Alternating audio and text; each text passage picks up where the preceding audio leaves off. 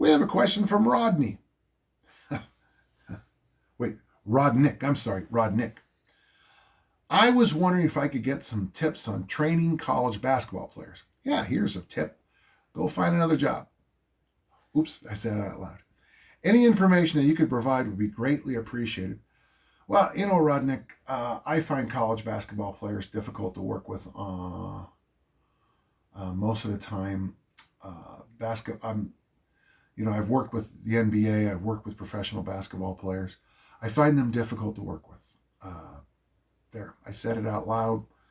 I guess the most important thing is you're going to have to be all about movement. Now, one thing, and I discovered this spotting a 7'4" American basketball player.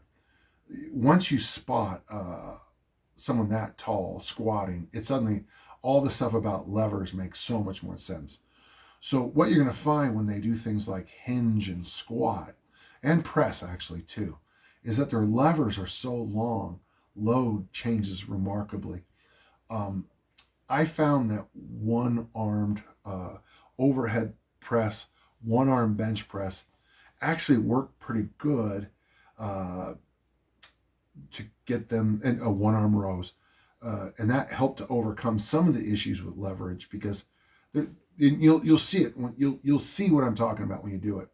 But when it came to the hinge and the squat, you really need to say, okay, load is very unimportant for a while with these really tall, long, big lever guys.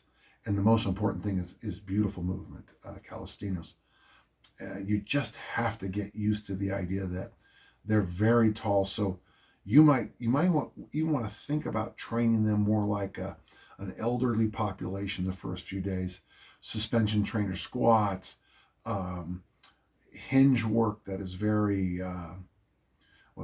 obviously I think the hip thrust, if you can get it to work, the Bulgarian goat bag swing, rack deadlifts are money in the hinge family. Those three are great. You might never do anything from the floor because they're not the bar is not built for someone that tall. I do struggle with the attitude of basketball players, and it's just and maybe it's just my experiences, but there is a bit of they all think they're fighter pilots, and they're not.